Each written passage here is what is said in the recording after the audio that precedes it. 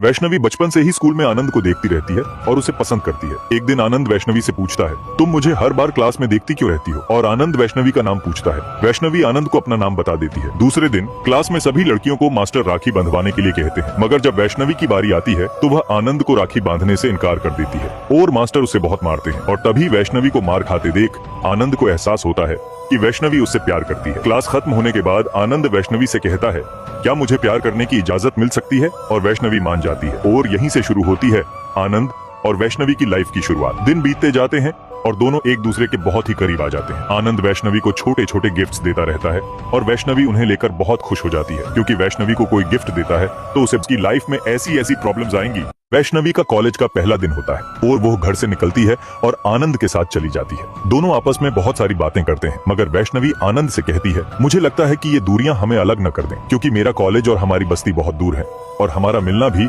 कभी कभी ही होगा। लेकिन आनंद वैष्णवी से कहता है, ऐसा कुछ भी नहीं होगा, तुम आराम से कॉलेज जाओ, मैं हूं ना। वैष्णवी और उसकी दोस्त पहले दिन कॉलेज जाती हैं, लेकिन कॉलेज में अंदर जाते ही सभी क्लास के स्टूडेंट्स उन्हें बहुत ही अलग नजरों से देखने लगते हैं, क्योंकि वैष्णवी और उसकी दोस्त गांव से होती हैं और उनका पहनावा भी अलग दिखता था। ऐसे ही पहला दिन कॉलेज का खत्म होता है और आनंद उसे लेने के लिए आता है और आधे रास्ते में ऑटो रोककर बहकी बहकी और प्यार भरी बातें करता है। फिर वो वैष्णवी को एक फोन गिफ्ट कर देता है। आनंद मुस्कुराते हुए कहता है, अब बताओ ये दूरियां हमें नजदीक लाएंगी या दूर करेंगी?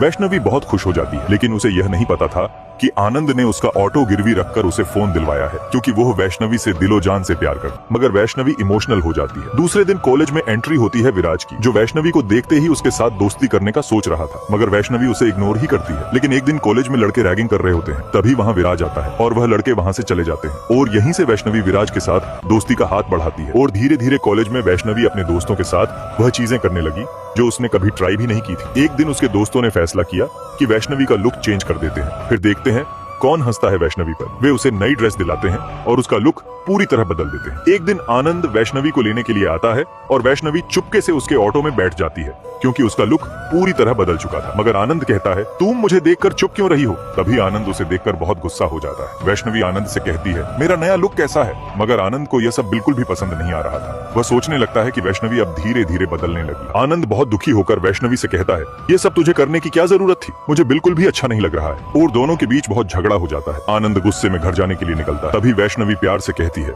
आनंद मुझे मेरे दोस्तों ने शाम को पब में बुलाया है, मैं जाऊं क्या? ये सुनकर आनंद को बहुत गुस्सा आ जाता है और वह ऑटो रोक देता है। आनंद वैष्णवी से कहता, तुम इससे पहले कभी पब में गई हो? तुम्हें पता भी है पब में क्या होता है? लोग पिलाते हैं और लड़कियों के साथ गलत करते हैं। मैं तुम्हें आखिरी बार कह रहा हूँ, तुम पब में नहीं जाओगी तो नहीं जाओगी। मगर वैष्णवी यह बात मानने के लिए राजी नहीं होती और गुस्से में वहाँ से चली जाती है। शाम होती है, उसके दोस्त उसे लेने के लिए आ जाते हैं और वे सभी पब में चले जाते हैं। वैष्णवी अपने दोस्तों से कहती है, तुम सभी चलो, मैं 5 मिनट में आती हूँ। तभी वैष्णवी पब में एंट्री लेती है और सभी लड़के उसे ही देखते रहते हैं, क्योंकि उसका लुक बहुत ही सुंदर लग रहा था। विराज भी वैष्णवी की तारीफ कर देता है, मगर आनंद को नहीं पता होता कि विराज वैष्णवी को ही देखता रहता है। वैष्णवी अपनी फ्रेंड से कहती है, विराज मेरी तरफ ही देख रहा है क्या? उसकी फ्रेंड कहती है, हाँ विराज तुझे ही देख रहा है। और एक तरफ आनंद परेशान हो जाता है, क्योंकि आनंद ने अपना ऑटो गिरवी रखकर वैष्णवी को फोन दिया था। वह बार बार आनंद को कॉल करके कहता है, कल मुझे मेरे पैसे नहीं मिले तो अच्छा नहीं होगा। और यहाँ एक तरफ विराज वैष्णवी से कहता है, क्या मैं तुम्हें घर छोड़ सकता हूँ?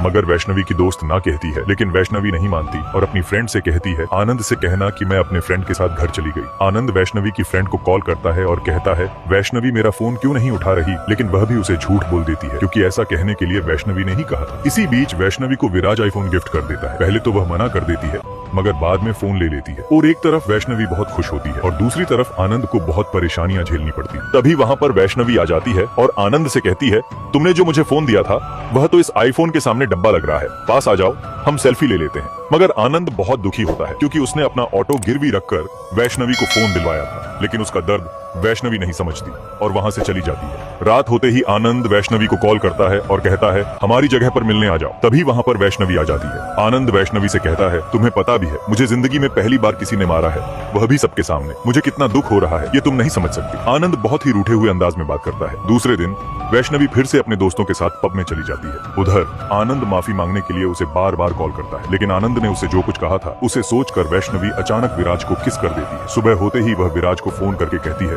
विराज जो भी रात को हुआ वह सब भूल जाओ। मगर वैष्णवी को यह नहीं पता होता कि इसी गलती के कारण आगे उसके साथ क्या होने वाला है। एक तरफ आनंद बहुत दुखी होता है तो दूसरी तरफ वैष्णवी बहुत परेशान हो जाती है। वैष्णवी आनंद से कहती है, मुझे अच्छा नहीं लग रहा है, कहीं चलें हम घूमने के लिए।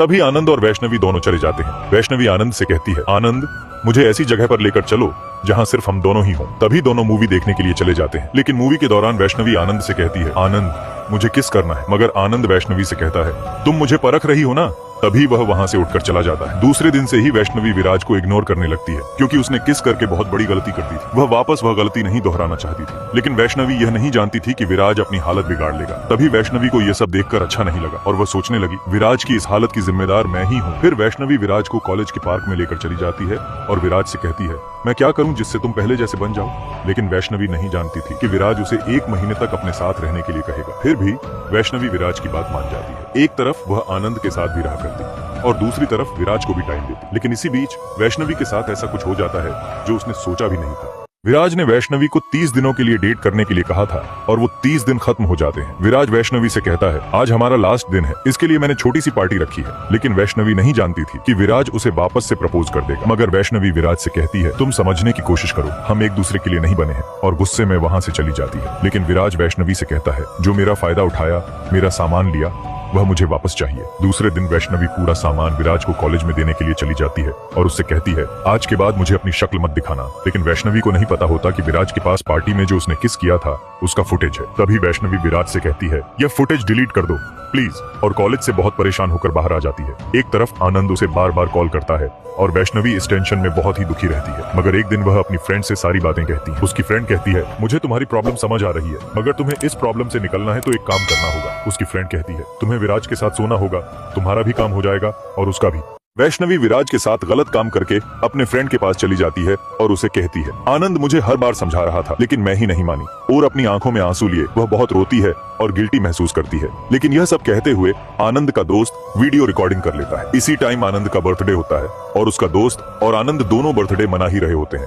तभी आनंद का दोस्त उसको वीडियो दिखा देता है। आनंद उस वीडियो को देखते ही अंदर से टूट जाता है और बहुत रोने लगता है। वह अपने दोस्त से कहता है, तुम मुझे बोल दो कि यह सब झूठ है। आनंद अंदर से बहुत गिल्टी महसूस करता है, क्योंकि उसने सपने में भी नहीं सोचा था कि वैष्णवी ऐसी गलती करेगी। दूसरे दिन होते ही विराज वैष्णवी को ढूंढते हुए कॉलोनी में आ जाता है और सबसे पूछता है, इसको देखा है? लेकिन आनंद कहता है, चलो मैं लेकर चलता हूँ। लेकिन विराज नहीं जानता था कि आनंद ही उसका बॉयफ्रेंड है। तभी विराज फोन करके वैष्णवी को बुलाता है और उससे कहता है, तुमने मुझे बताया नहीं कि तुम्हारा बॉयफ्रेंड है।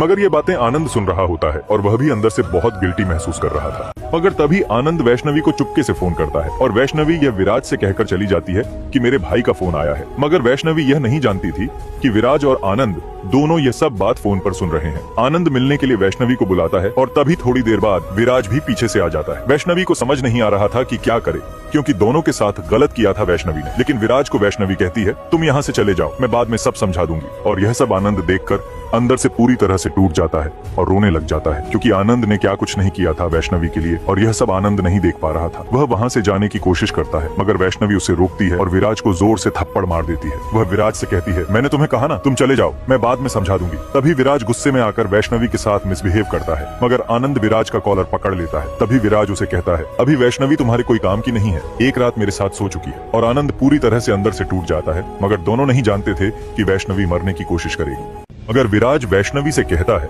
यह चाकू मैं तुम्हें मारने के लिए लाया था, लेकिन तुम्हारी आंखों में आनंद के लिए प्यार देखकर मुझ में हिम्मत नहीं रही। मगर यह सब देखकर वैष्णवी अंदर से बहुत ही गिल्टी महसूस करने लग जाती है और मरने की कोशिश करती है, लेकिन वैष्णवी को बचा लिया जाता है। मगर आनंद और विराज को जेल हो जाती है। तभी विराज जमानत पर बाहर आ जाता है, मगर आनंद के पास पैसे न होने पर वह जेल में ही रहता है। लेकिन विराज बहुत सोचने पर आनंद को भी छुड़ा देता है। लेकिन इसी बीच आनंद की माँ मर जाती है और आनंद बहुत रोता है और वो अपने दोस्त से कहता है, बचपन से लेकर आज तक मैंने अपनी प्यार की निशानी सही सलामत रखी है और मेरी माँ की एक फोटो भी मेरे पास नहीं है। और वो खुद को बहुत कोसता है और रोता है, क्योंकि आनंद ने जीते जी माँ के साथ एक दिन भी अच्छे से बात नहीं की थी। तभी वैष्णवी भी अस्पताल से डिस्चार्ज होकर आती है और आनंद के हालात देखते ही रोने लग जाती है। वह खुद को